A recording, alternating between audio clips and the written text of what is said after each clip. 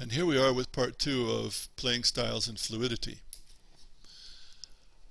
Some formats encourage one style rather than another. For example, most standard card games, ones that use a standard deck, are for the improviser, some for the adapter. It's not easy, at least for me, to think of standard card games that are for planners. Poker came to mind, but to me it's more an adapter game than a planner game. Puzzles, on the other hand, are often for planners, though I have to say I'm a planner and I strongly dislike puzzles. Puzzle-like games for more than one player, in other words parallel competitions or multiplayer solitaire, tend to be planners' games as each player pursues their solution to the puzzle presented by the game system. Again, a type that I, although I'm a planner, strongly dislike.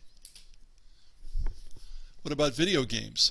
Well, many video games are athletic-ware, games where physical skills predominate, and they tend to be chaotic because they're so fast, and hence they tend to be for improvisers. But many large video games have elements for both extremes. Yet the trend is to take planning out of these games because planning is out of favor in the 21st century. Video puzzle games tend to fall into the same category as puzzles in general. So each game tends to encourage a certain style or perhaps styles, but in styles I'm talking about classic romantic or improviser, adapter, planner. Chess and chess-like games are for planners, and they tend to encourage a classical style of play. So do video games like Civilization. Poker is a much more romantic style game. Real-time strategy games can be too. It varies with the design. Tile-laying games in general are for improvisers if just one tile is available at a time, or possibly adapters if you have a hand of tiles like Scrabble. A chaotic card game like Flux is definitely for improvisers, while something like Robo-Rally, which involves programming but lots of ways that the programming can be fouled up, especially time stress and the actions of the other players, is for adapters. Many shooters and action games, video games, are for improvisers. Most party games and many family games are for improvisers. People, when they're playing those kinds of games, don't want to have to think ahead. Sometimes they don't want to have to think at all.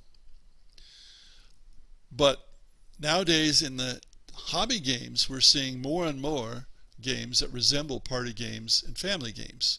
After all, Euro-style games are family games on steroids, or were originally. We live in a world where improvisation is becoming paramount for personal activity.